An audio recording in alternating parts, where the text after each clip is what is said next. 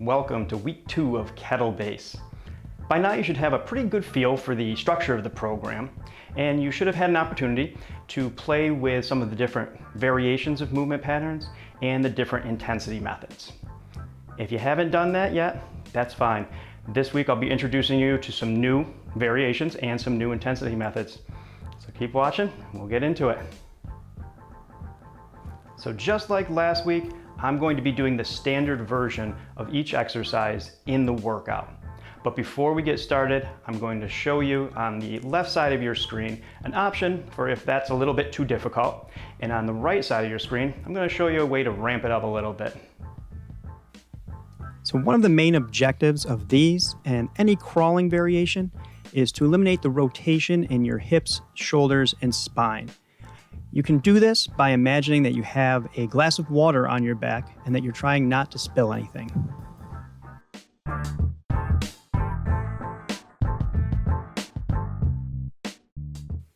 I won't be demonstrating a rolling option this week because we'll all be doing the same rolling variation, the Cobra to Turkish Get Up.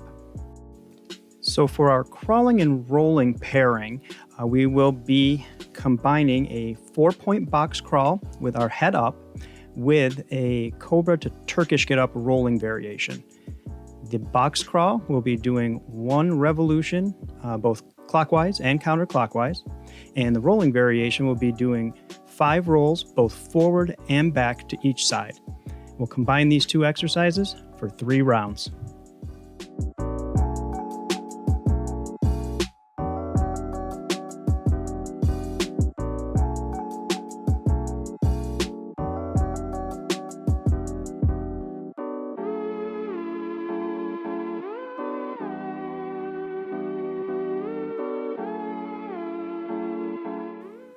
In the Cobra to Turkish Get Up, we initiate the roll by starting in the Cobra position and reaching back and across our body with our leg. When rolling from our front to our back, we try to keep our hands on the ground for as long as possible. When rolling from the seated position back to the prone position, we try to keep our feet on the ground for as long as possible. Basically, you're trying to get as much rotation out of your spine as is possible.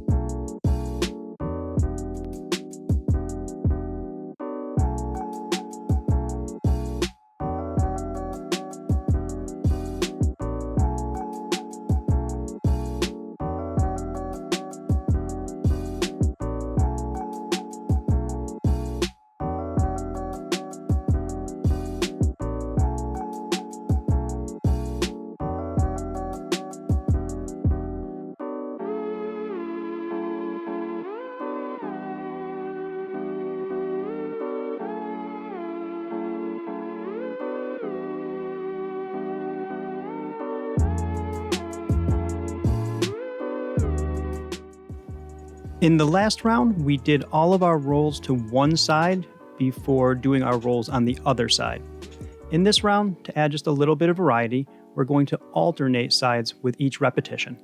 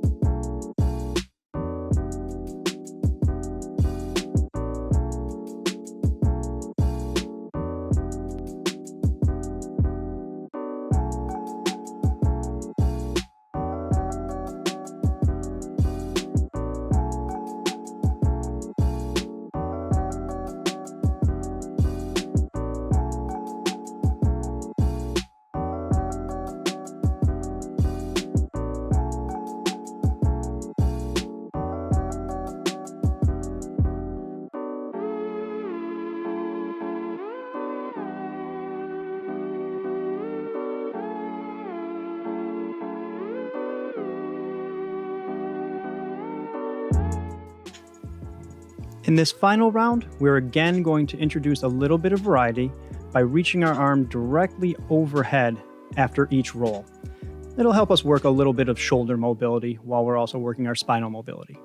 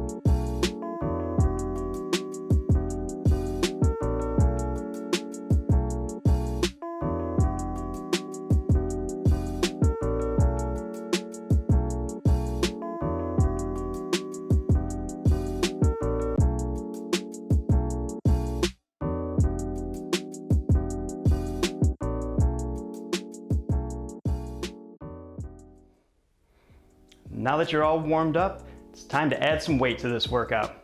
So grab a bell or two and let's get ready for squats and carries. But first, here's your option and here's your progression.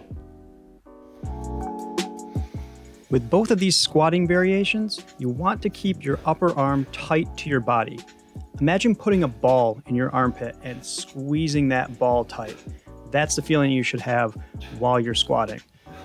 With the bottoms up version, you want to keep your wrist neutral and your forearm perfectly vertical.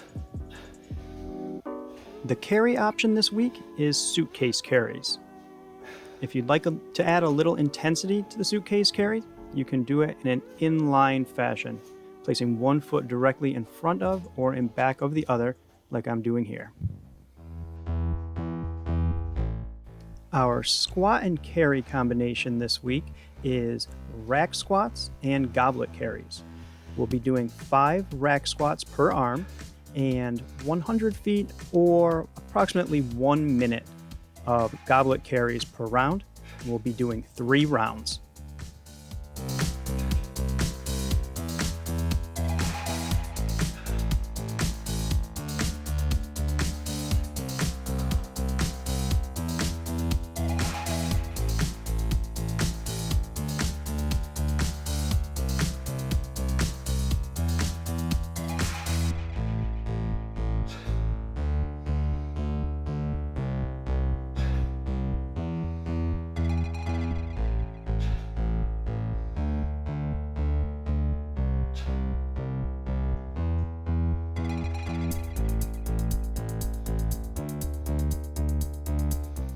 While doing your goblet carries, make sure to stand up very straight and to keep some space between the bell and your chest.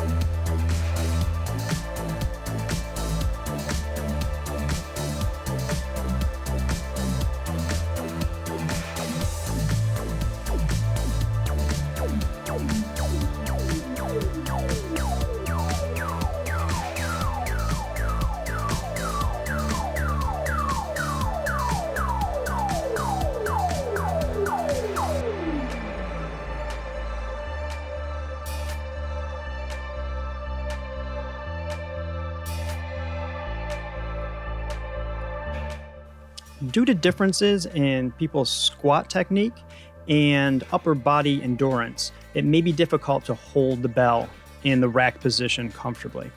If that's the case for you, feel free to take your free hand and hold the bell in place.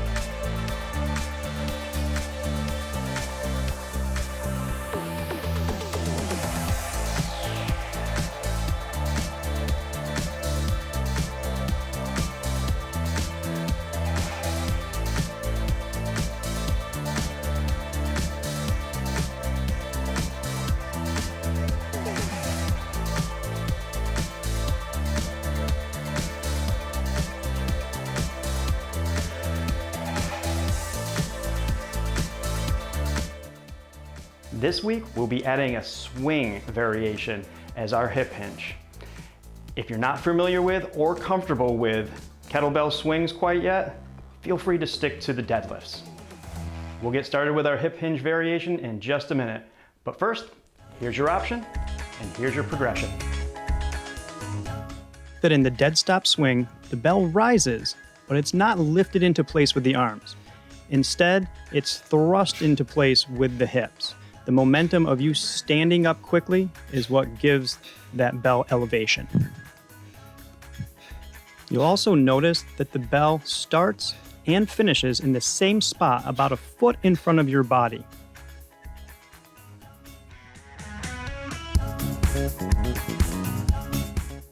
All right, time for another intensity method. You'll see that I'm standing up quickly with the bell and lengthening the tempo by lowering the bell slowly.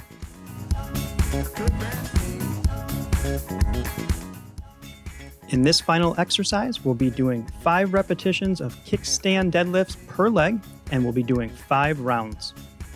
Thing to remember with kickstand deadlifts is to keep 75 to 85% of your weight on that front leg. The kickstand leg is just there to keep you from wobbling around.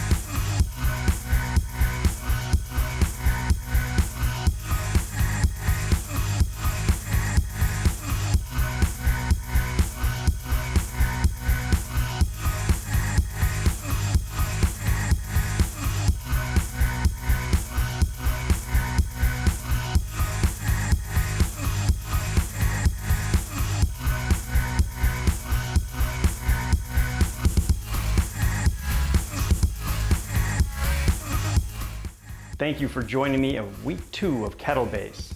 Now you've got some new movement patterns to play with and some new intensity methods.